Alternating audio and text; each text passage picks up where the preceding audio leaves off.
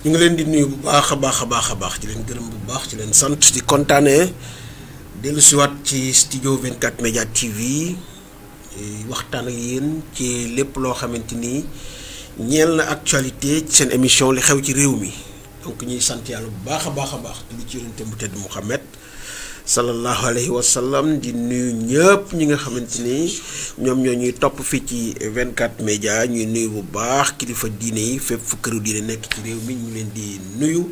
dañ jox seen wàccuwaay di nuyu waa jàngu bi di leen ndokkeel di leen wax saint temps de carême leen ñaanal jàmm donc ñu yeggali seen carême bi ci jàmm ak salaam lépp luñ ci ñaan itam sunu borom barkeel ko. Alors ñu ngi nuyu baax suñu internetu biir réew ak bitim réew mention spéciale surtout à la diaspora nga xamante ni ñoom saa su ne ñu ngi def liggéey bu am solo ci biir réew mi donc di fi dugal ay koppar yu takku di ko jàppale njaboot gi donc ñooñu il faut ñu saa su ne ñu leen di ñaanal yàlla gën a dëgëral seen taxawaay ndax am nañ njëriñ lool ci réew mi ñu gis seen taxawaay ci moment yi nga xamante ni le pays traverse vraiment beaucoup de difficultés ñoom ñu am ci taxawaay bu mucc ayib donc la diaspora à travers seeni rassemblements dans tous les coins de l'Europe dans tous les coins du monde que ce soit donc en Amérique mu nekk Europe wala fépp foo xamante ni ñoom ñu nga fa en tout cas ñu ngi fësal li nga xamante ni moom mooy seen préoccupation par rapport à tout ce qui se passe dans ce pays parce que dañuy faral di wax ne genn golo gudd na waaye loo ca laal rek mu yëg ko. Donc à ce titre ñu ngi leen di vraiment ndokkeel bu baax a baax toute la diaspora sénégalaise nga xamante ni ils sont donc à travers le monde entier ñu ngi leen di ndokkeel bu baax a baax. Alors la bonne nouvelle c'est comme bu ni ñu ko jotee léegi c'est tout simplement ki nga xamante ni moom mooy Amy Dia donc nga xamante ni cette dame là nga xamante ni wax dëgg yàlla sénégalais yi am nañ ci moom ñeewantal ci. jafe-jafe yu métti yi nga xamante ne dund na ko fan yi ci prison donc gannaaw bi mu piqué une crise ñu yóbboon ko fi nga xamante ne moom mooy Abass Ndao ngir defal ko ay soins donc nous venons d'apprendre qu'elle vient de bénéficier d'une liberté provisoire assortie donc d'un contrôle judiciaire donc loolu yëpp baax na l'essentiel mooy mu génn dem en tout cas donc fekk njabootam loolu c'est une excellente nouvelle boo xamante ni wax dëgg yàlla sénégalais yëpp dañ ci am mbégte parce que voilà une dame qui à elle seule symbolise li nga xamante ni moom mooy injustice bi am ci réew mi soxna Amy Dia moom à elle seule elle symbolise toute l'injustice qui se trouve dans ce pays injustice bi nga xamante ni ce régime là teg na ko les sénégalais parce que vous voyez ce visage innocent là ngay jël teg ci ndoddam wax dëgg yàlla ay charges yu diis yoo xamante ni benn preuve amuloo ko aucune preuve aucune du lenn loo xamante ni mën nañ ko prouver donc ne ay force spéciale donc moom def ci bokk ak kenn xamul donc ba tax ñu privé ko de liberté pendant presque 2 ans presque éloigné ko de sa famille ñu dégg le témoignage très triste de sa fille nga xamante ne moom li mu wax dafa daw yaram képp ñi fa toogoon yëpp gis ngeen ñuy tuur ay rongoñ parce que aussi dafa neexul quand même qu'on puisse priver une dame de surcroît innocente de sa liberté ba yóbbee ko muy piqué crise ba en tout cas donc te gëm naa ne loolu dina impacter pendant toute sa vie pour le reste de sa vie li nga xamante ne moom mooy sa santé amee lañ ko àq barke alxuraanu karim amee ngeen ndaw si àq amee ngeen ko àq dëgg amee ngeen ko àq te war ngeen ko balu àq ndax li ngeen ko def ñaaw na trop dëgg yàlla donc koo xamante ne deful dara ngeen fopp ko dugal ko prison pendant presque 2 ans lii dafa wone ni le pays a touché le fond Sénégal fi mu toll nii wax dëgg yàlla sori nañ trop ci injustice et il va falloir que ñi fomante lii yëpp ay kilifa yu toogoon devant les Sénégalais di wax ay wax yu tegul fenn loo xamante ne amu ci benn preuve. Ces procureurs là ak ñi nga xamante ne ñoom ñoo taxawoon conférence de presse di teg ay tuuma yu diisi ni ci kaw ay gor ba yóbbe leen njombe bii nga xamante ne moom la ñu dund pendant des mois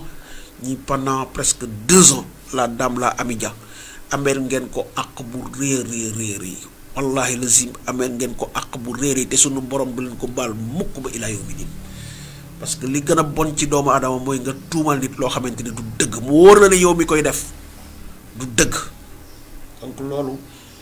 xam naa ne yéen a ngi noonu, mais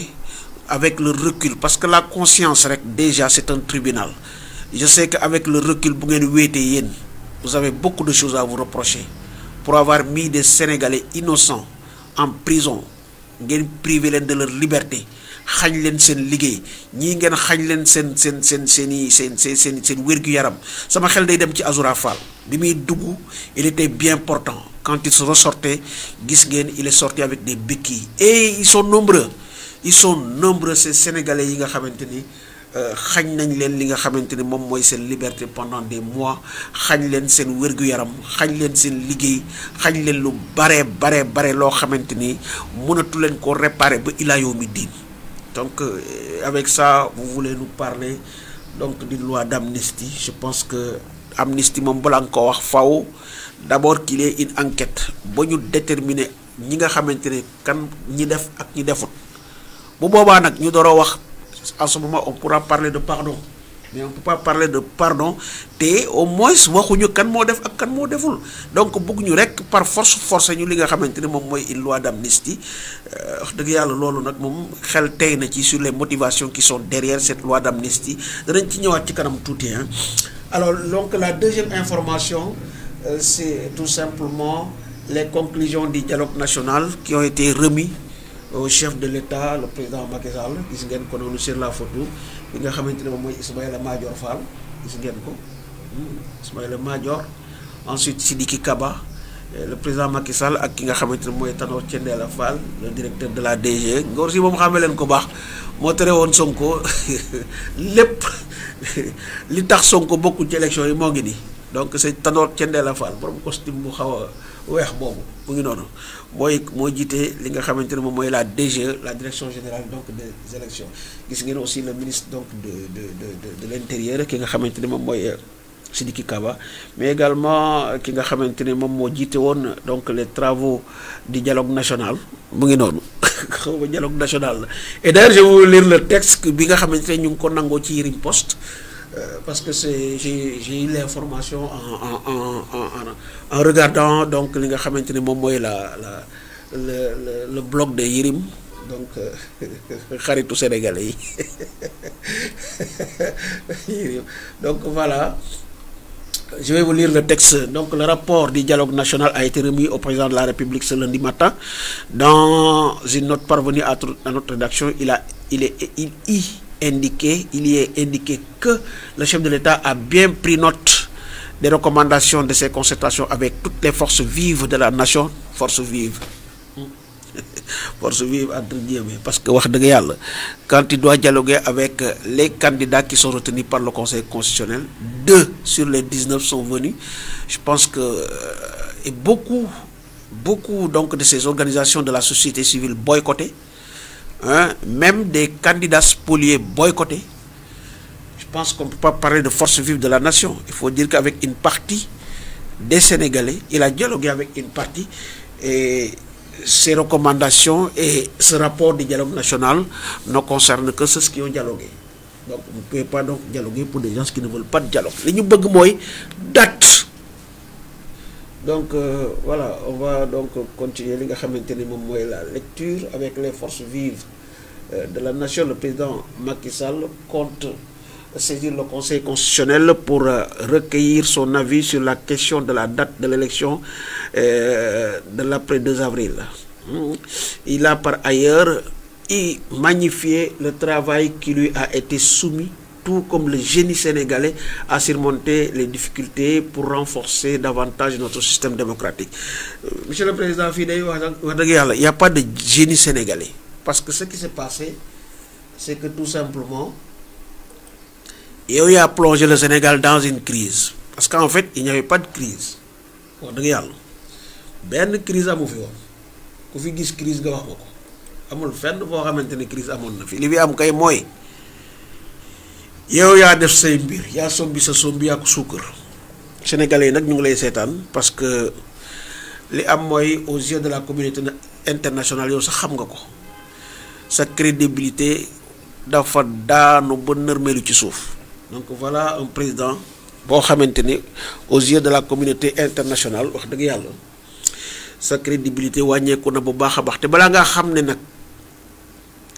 li nga def nii dana am ay conséquences yu doy waar ci sa jëmm jooju nga pare ba bàyyi nguur gi parce que y a l'après-pouvoir di nga bëgg bosser ci li nga xamante ni moom mooy donc les institutions internationales bu boobaa nag c'est là où vont jouer tout le passif bi nga xamante ne moom nga am avec le peuple sénégalais parce que en fait c'est ça la réalité donc foofu nag la ngay xamee ne lépp dëgg la donc Sénégal moom ameel nga ko àq boo xamante ni gëwuma ne mënati nga ko faase donc mu ngi noonu je pense qu'il y a pas de génie sénégalais ici ce qu'il faut dire c'est que vous-même yow yaa jël le peuple sénégalais nga plongé ko dans une crise qui n'existe que dans voilà ci sa bopp quoi donc ci sa bopp mais dans un pays boo xamante ni toutes les institutions fonctionnent l'Assemblée nationale a valablement délibéré même si les gens ne sont pas d'accord sur ce que l'Assemblée nationale a fait mais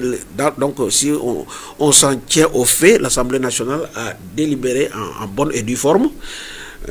même si lu bari xew na fa le conseil constitutionnel également di fonctionner moo tax mu balayé de revers de main décret bi nga xamante ne moom nga abrogé woon kon on peut dire également que le conseil la justice fonctionne l'exécutif bi nga xamante ne moom ngay symboliser également mu fonctionner moo tax nga def li nga def donc dans ce pays quand ces trois pouvoirs qui sont en quelque sorte les chevilles ouvrières vous nous excusez ba ñu pare on va prendre li nga xamante ne moom mooy les appels ñu may ñu tuuti rek le temps vraiment voilà donc mu ngi noonu donc c'est juste pour dire que crise wax dëgg yàlla amu fi donc il y a pas de crise dans ce pays yow sa jëm bopp yaa plongé le pays dans une crise et ce qui nous a valu toutes les difficultés yi nga xamante ni wax dëgg yàlla moom la ñu nekk donc loolu mooy li dëgg loolu mooy li am mais bon lu ci mën di am mooy yow sa jëmu bopp yow yaa ci nar a ñàkk lu baree bari d'ailleurs ñàkk nga ko parce que voilà un président boo xamante ne pendant presque depuis 2021 il a cherché à salir l'image d'un homme politique en l'occurrence Ousmane Sonko depuis 2021 toutes les manœuvres de ce gouvernement toutes les manœuvres de ce régime c'était pour en tout cas mettre sur la touche un opposant boo xamante ne il n'a commis aucun crime reyul kenn yaa ngi may dégg deful benn faute lu dul ñàkk ànd ak yéen ci li nga xamante ni moom mooy c'est votre manière de gouverner le pays votre manière de tenir ce pays loolu rek mooy li nga xamante ni moom lañ ko mën a reprocher alors depuis 2021 vous êtes dans les manœuvres vous êtes donc dans les deals vous êtes donc en tout cas dans les combines pour le mettre hors circuit et aujourd'hui il est plus que jamais présent sur la scène politique parce que loolu mooy dëgg Ousmane Sonko tey la gën a am doole Ousmane Sonko tey la gën a dugg ci xolu Sénégalais yi la preuve bu ngeen duggee ci internet bi ces challenges là vraiment ça fait plaisir de voir en tout cas jigéen ñi moom jël nañu raaya bi quoi donc les femmes ont pris le drapeau parce que avec ces challenges yow sa ñëw bopp boo koy seetaan sax sa xol dafay sedd même boo bokkul Pastef te am xol nekk koo xamante ne sa xol rafet da ngay bég en tout cas góor yi jigéen ñi ñu ngi leen di damer le pion il faut vraiment inventer créer quelque chose vous aussi pour def li nga xamante ne moom mooy remontada bi donc voilà donc monsieur le président voilà la situation fi nga toll donc yaa ngi doon xalaat ni wax dëgg yàlla di nga réussir ci sa projet mais en réalité tey jii nga gën a lajj ci li nga xamante ne moom mooy le projet en tout cas de vouloir court-circuiter ki nga xamante ne moom mooy le président Ousmane Sonko tey jii la gën a nekk ci xolu Sénégalais yi tey jii la gën a populaire tey jii la ko ndaw yi gën a bëgg tey jii la ko ndaw ñi gën a topp tey jii la ko ndaw ñi gën a jox bopp voilà la réalité, c'est ça les faits. loolu kenn mënu ko dindi yow nag yow sa jëmu bopp avec tout simplement une signature qui a abrogé donc celui qui avait convoqué le collège électoral tey da nga enfoncé sa bopp en tout cas dans un cercle vicieux boo xamante ne mënatoo cee génn parce que mënatoo vous ne pouvez plus sortir indemne de là où vous êtes mis vous-même mënatoo ci génn parce que quoi qu'il en soit sa der yàqu na ba pare sa crédibilité dafa entaché lu sori donc loolu mooy la réalité des faits te ba léegi yaa ngi ci dilatoire bañ a wut une date di tendeefal di jouer avec le temps parce que wax nañ la ne en réalité bu fekkoon ne wax dëgg yàlla vous êtes animé d'une volonté de vouloir sortir le pays dans cet imbroglio jour bi nga xamante ne conseil constitutionnel abrogé na décret bi nga jëloon pour donc dàq bi convoqué woon le collège électoral le lendemain nga waroon def les consultations on n'avait pas besoin de tout ce dialogue nga xamante ne ay paa yoo dem ba dikk paa yoo xamante ni ba nga leen di convoqué ba léegi mosuñu laa teg ci yoon bu baax parce que du lu baax lu ñuy wax dans leur discours ils sont donc leur volonté donc à vouloir diviser ce pays parce que loolu mooy dëgg on sent donc ay nit ñu mel noonu ay mag ñu mel noonu je vois très mal que ngay organiser encore un dialogue di leen di convier ñii daal di dikk daanaka boo ko xoolee seen armoire yére desatu fa parce que lañ amoon ci yére yëpp sol nañu donc en fait voilà li nga xamante ne ci nga dugal sa bopp te mënoon na ñàkk parce que nit ki c'était très simple conseil constitutionnel a donné des orientations claires moo tax man je suis tout à fait contre ñi nga xamante ne ils disent que le conseil constitutionnel n'a pas été très clair non président de la république même boo ko joxoon date sax du ko def parce que lui il est naturel c'est-à-dire que chasser le naturel il revient toujours au galop c'est-à-dire que président Macky Sall ci ñëw boppam moo mel noonu li nga xamante ni moom la bëgg a def loolu rek la gisut leneen boo ko doon dimbali di ko jox un bon conseil sax day jàpp ne yow mi voilà quoi donc respecté woo ko bëggoo se soumettre à sa volonté parce que lui c'est le chef de l'État donc il est à une sphère boo xamante ne Sénégalais yi kenn waru ko wax loo xamante ne bokkul ak moom li mu bëgg a def voilà donc conception bi mu am ci nguur alors que c'est pas ça on a beau être un président de la République on reste une personne nit njaay nga avec ses imperfections parce que yàlla moo bind noonu doomu aadama lépp lu mu la mënti def it na nga xam ne mënuloo weesu cadre nit njaay nga donc ni ngay kiyee noonu ngay defee des erreurs donc c'est pas pour rien qu'un président de la République s'entoure donc de conseillers qu'un ministre s'entoure de conseillers qu'un roi s'entoure de conseillers c'est parce qu'on considère que l'être humain tel que ni ko yàlla concevoir daf ci ànd ak li nga xamante ne moom mooy des imperfections donc c'est-à-dire que absolument la perfection yàlla sunu borom rek moo am loolu gannaaw moom donc yonent bi sallallahu alayhi wa sallam bi nga xamante ni ñun jullit dañ jàpp ne donc c'est l'être parfait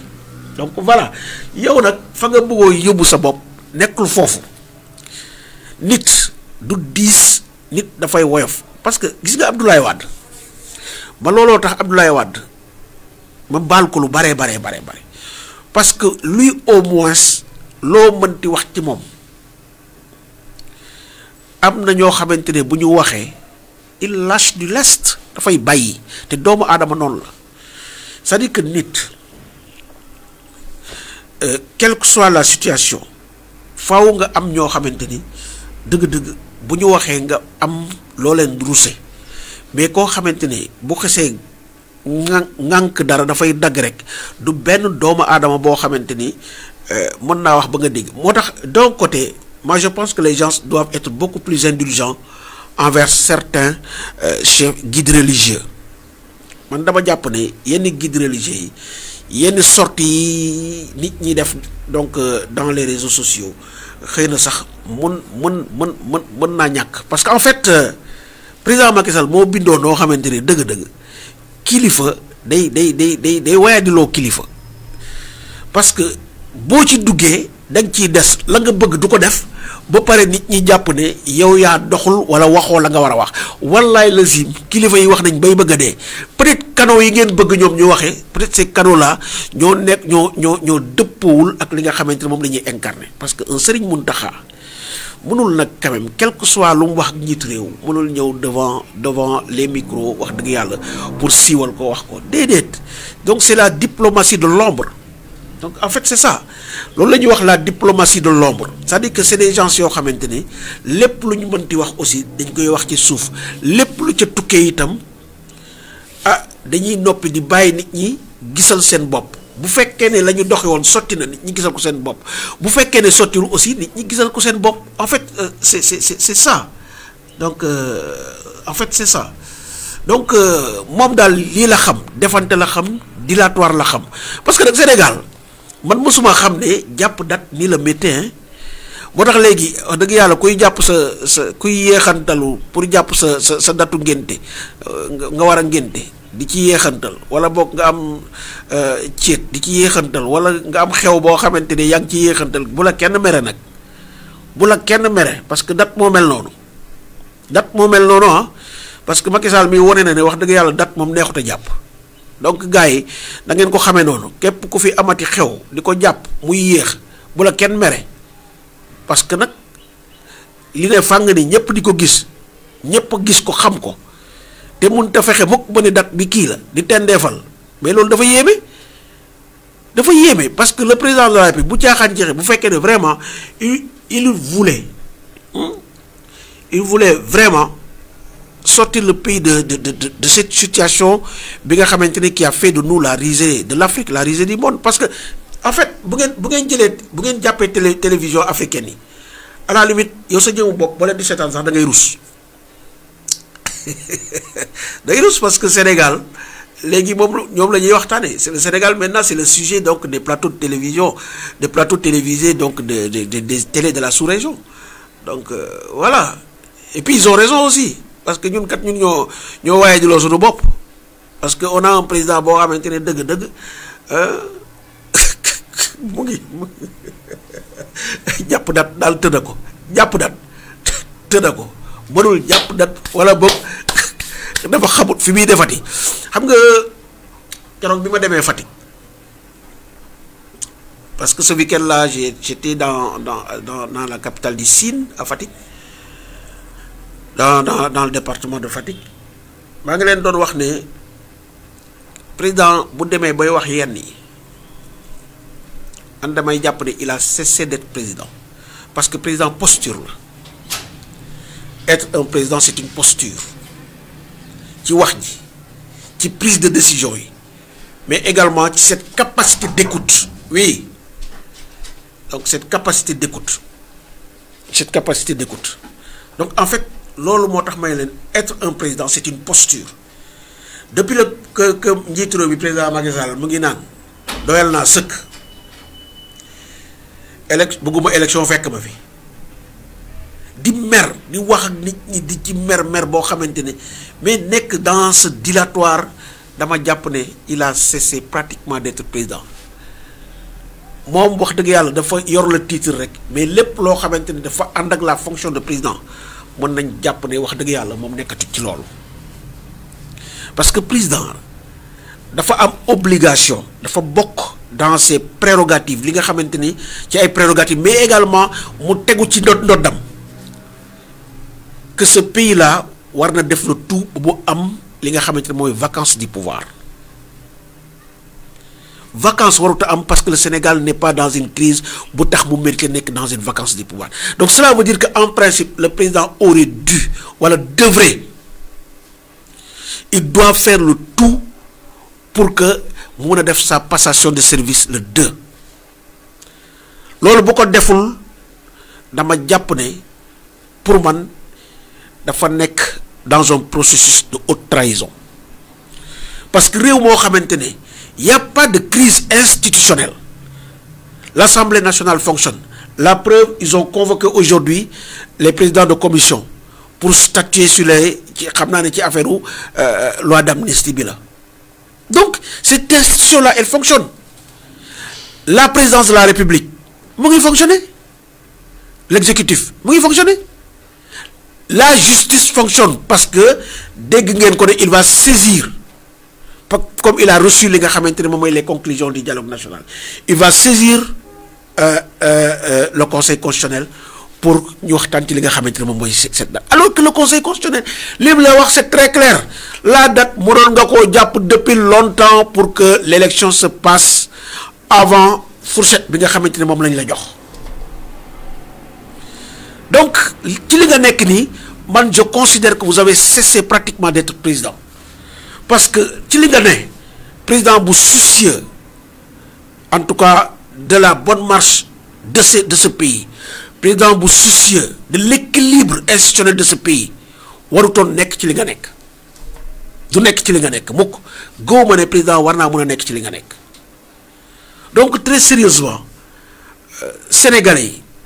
les acteurs politiques ak ñëpp ñi nga xamante ni wax dëgg yàlla le devenir de ce pays daf leen a ñor, il doit se poser cette question: est-ce que actuellement on a un président? Parce que ça c'est une très bonne question, parce que un président dama jàpp ne nee naa posture la, c'est une posture, mais taxawaay bi njiitu réew mi yor actuellement man gëwuma ne li ñuy wax président moom moo ngi ci. Donc voilà quoi, donc fii la ñu toll. Donc pour revenir maintenant ci li nga xamante ne moom mooy loi d'amnistie bi moom wax dëgg yàlla man li ma ci wax naa ko ci. Dama ne kenn bañul li ñuy tuddee réconciliation nationale, parce que le Sénégal fi mu toll dafa xar ñaar, ça il faut le reconnaître. Ce pays-là est foncièrement divisé, loolu mooy li am, looloy dëgg. Réew mi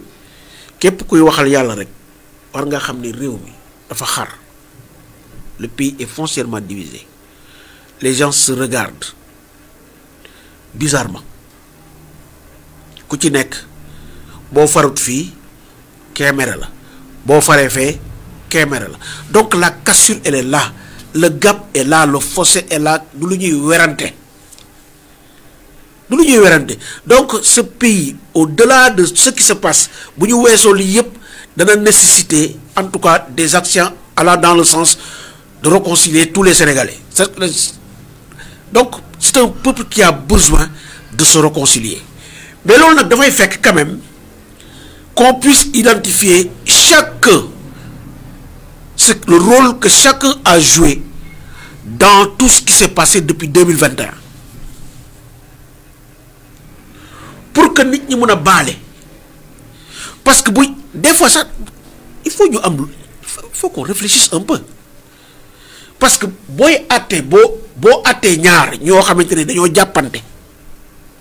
nga leen di jubale, faaw nga xam kan moo tooñ ak kan la ñu tooñ,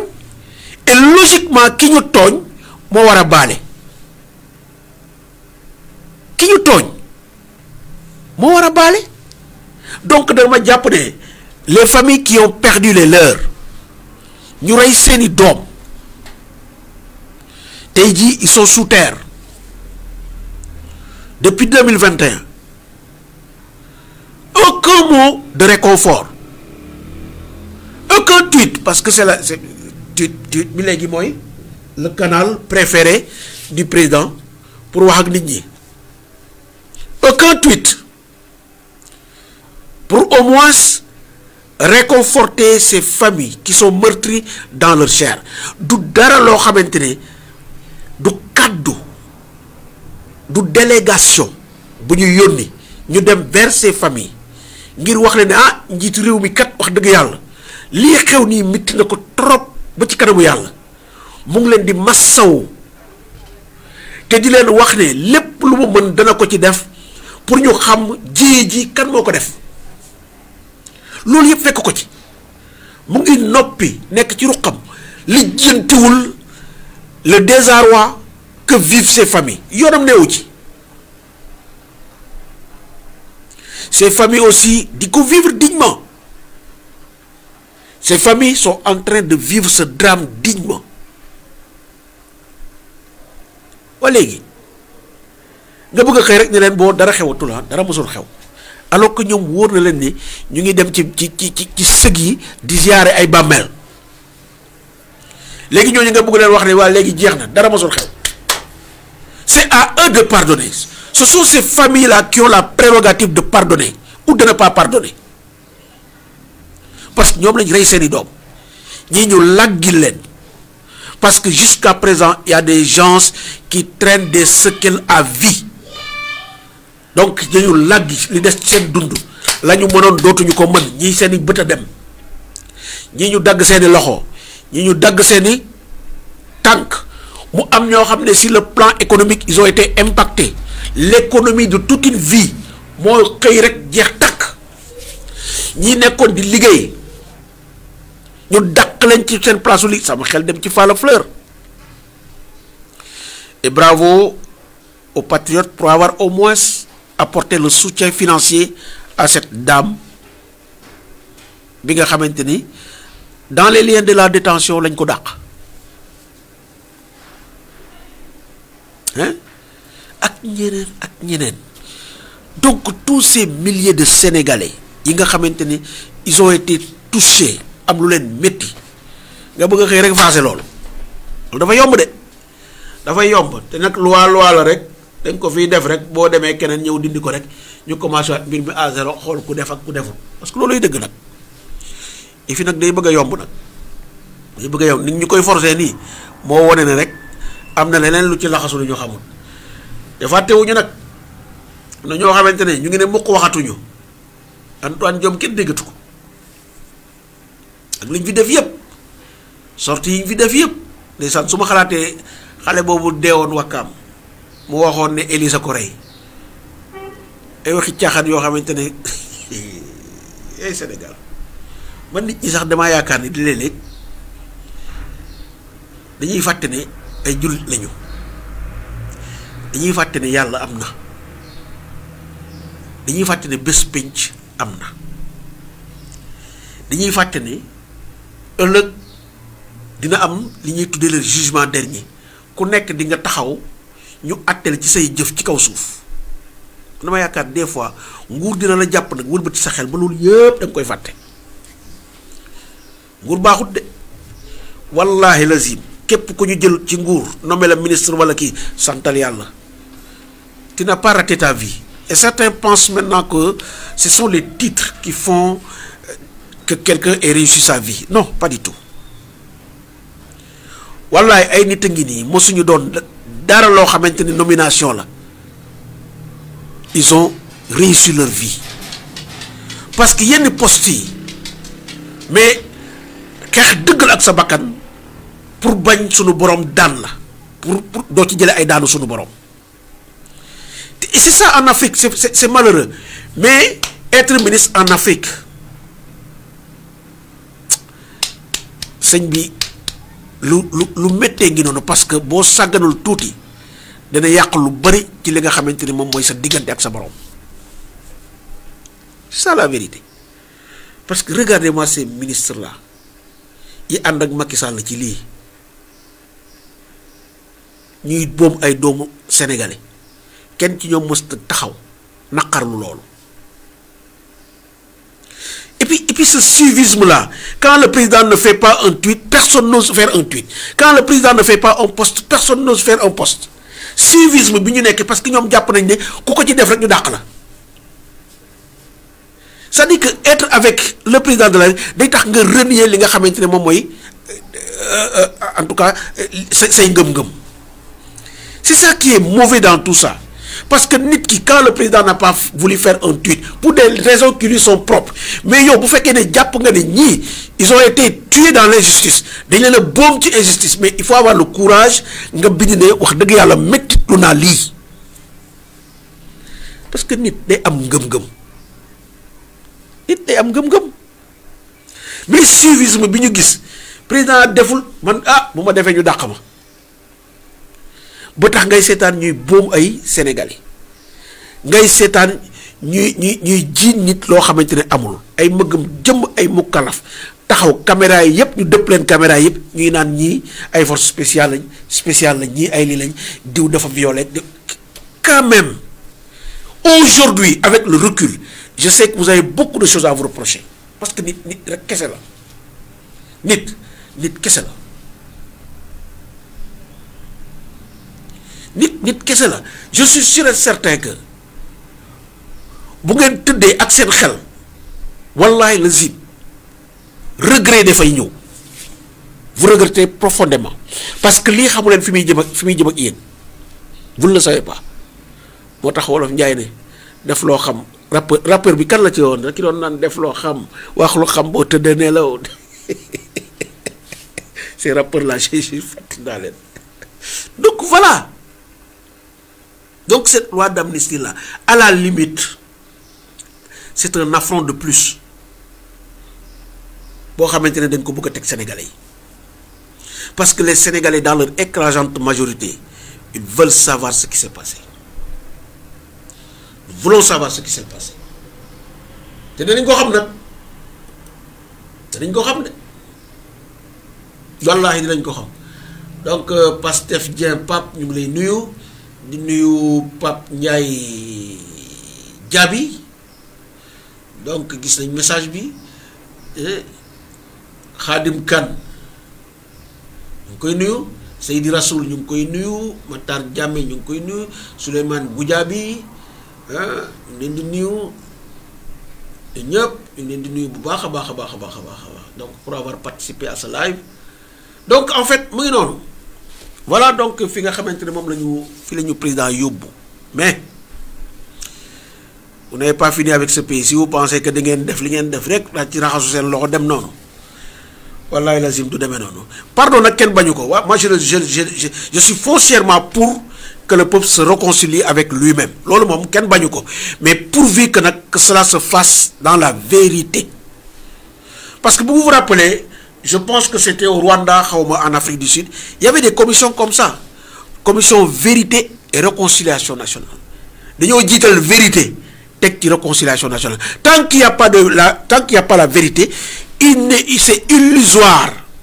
de parler de réconciliation lépp lu dëgg lalul la sincérité va en pâtir loolu wax ji donc je pense que on a mis la charrue avant les bœufs donc on devrait quand même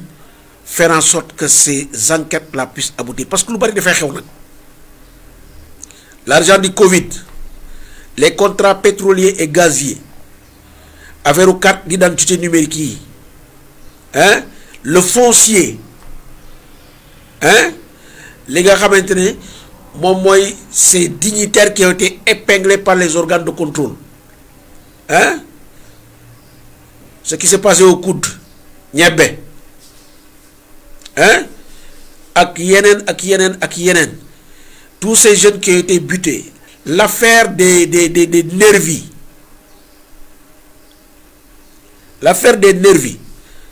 loolu yëpp c'est des choses yoo xamante ne on ne peut pas dire plus jamais ça alors qu'on n'a pas sorti les coupables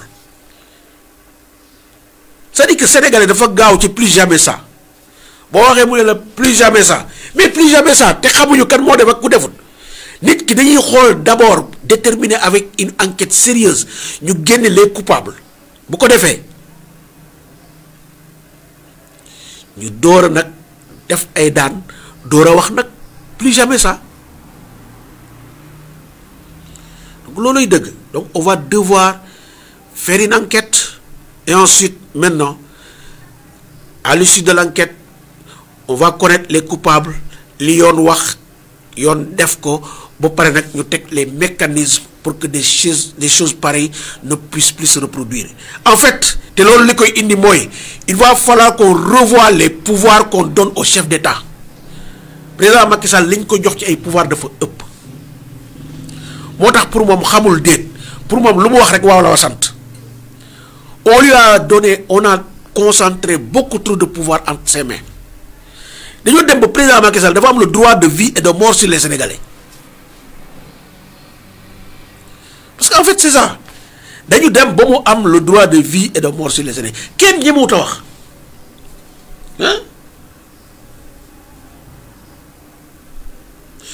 mais c'est ça donc Matar Diémé j'ai pas oublié ça loolu yëpp ci biir la parce que la dissolution du parti Pastef mais il y a pas injustice gënul rëy loolu. yow déjà on parle de dissolution xaaragu leen sax ba affaire bi effectif ngeen dem di dindi ay pancarte ak ay bâche ci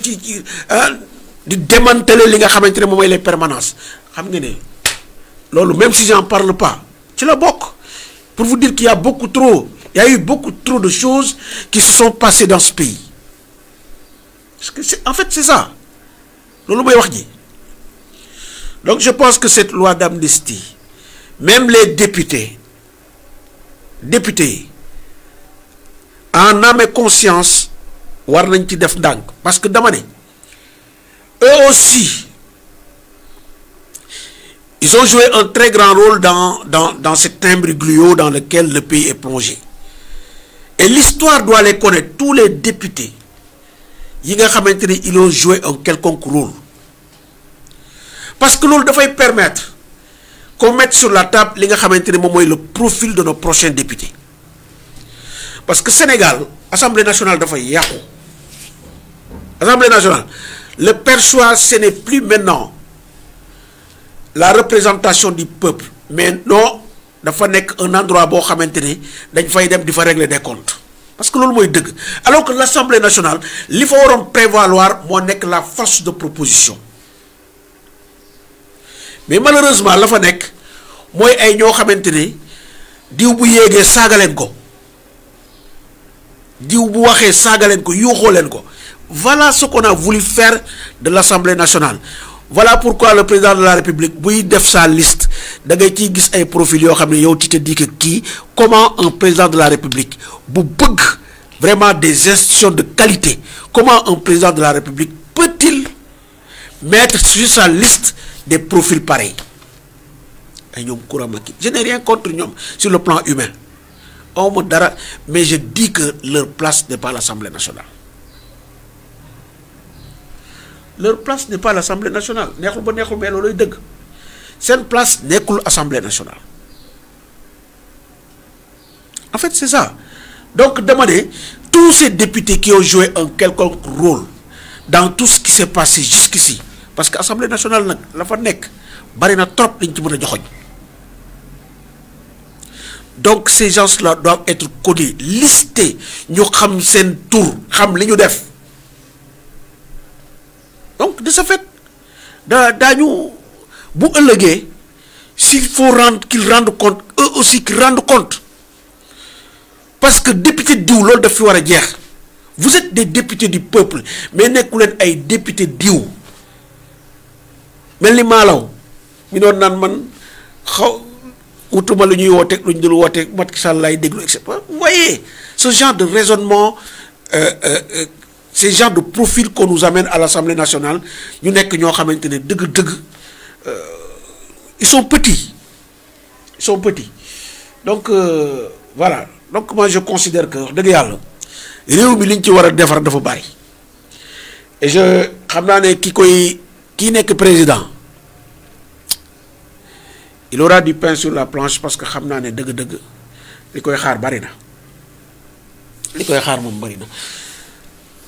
alors donc vraiment ñuy masawu encore ki nga xamante ne moom mooy Amy Dia ñu ngi koy masawu bu baax parce que tooñ nañ ko ba ci kanamu yàlla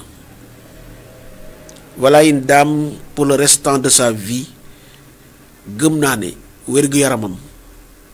dana sooxe trop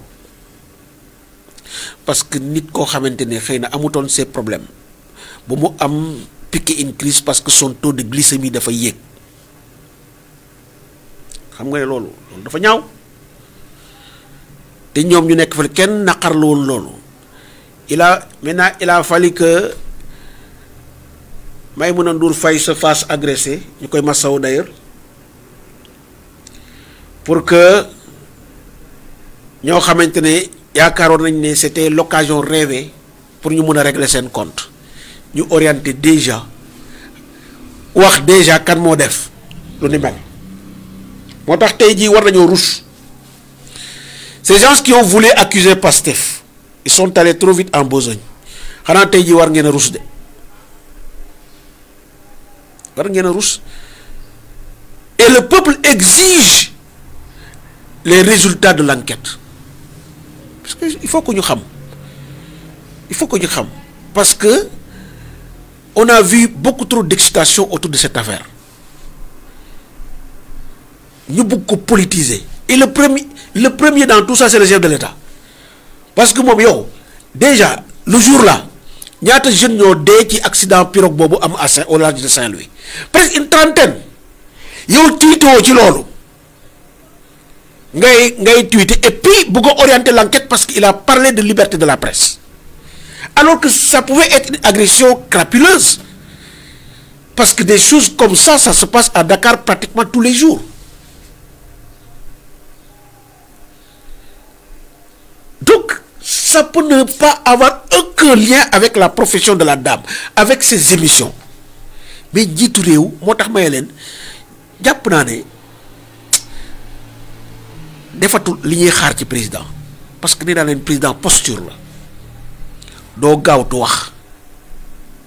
doo orienter une enquête saa yoo waxee sa parole ça doit faire donc office de Bible du lu ñuy teggi. Mais voilà. En tout cas, Amidiam Massa, Massa aussi Pape Abdoulaye Touré. Parce que ce qui est arrivé à Pape Abdoulaye Touré encore, il n'est pas le seul. Parce que moi j'ai reçu ici un jeune Bohamne, il a tégal sa vidéo. Un certain Lamine Mané. Le traitement qu'on lui a fait subir en prison, ça mérite d'être connu des Sénégalais.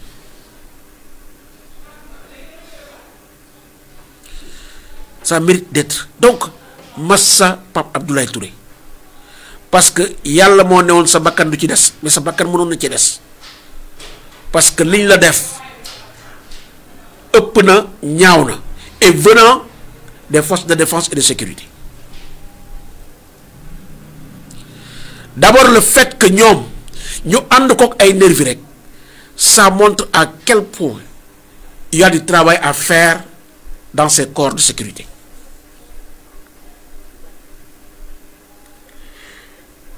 Franchement, le fait que rek ñu gis leen ñu and ak ñooñu et les vidéos sont là malheureusement ce sont les chaînes étrangères ñoo def sax la corrèle donc li nga xamantene mom moy link bi am diggante no FDS ak ces gens là qu'on yi nga xamantene ay nervis lañ leen jappé. Les vidéos sont là pour en attester. Donc franchement, Massa Pape Abdoulaye Touré, Massa à tous ces jeunes qui ont été violentés. Ces jeunes-là qui ont été battus, nous dorment, traitent de façon inhumaine, nous les dit massao. Et ces jeunes-là ont besoin que toute la lumière soit faite pour que au moins sen xel mëna dal. Néna len ils sont nombreux, ils ont besoin d'un accompagnement psychologique parce que nit ki mësul duggu kasso nga duggal ko kasso. L'environnement carcéral, impact bi mi am ci dundinu nit. De surcroît un jeune. Ces jeunes-là ont besoin d'accompagnement psychologique. En fait, c'est ça. Donc c'est ça. Donc moi je dis que li ñu wara défal ci réew mi dafa bari. Bari trop. Donc sunu xel dem na aussi ci Fulbert Sambou, Didier Badji, François Mankabou. Ñi nga xamantene ba légui seeni famille ils sont dans l'angoisse di dund lu metti, des gens qui sont partis avec aucune explication. Donc ngi non réew mi dal bu ngeen bëggé dégg dëgg man de bu ma nekkoon député mon nom ne sera pas mêlé dans une amnistie parce que du dëgg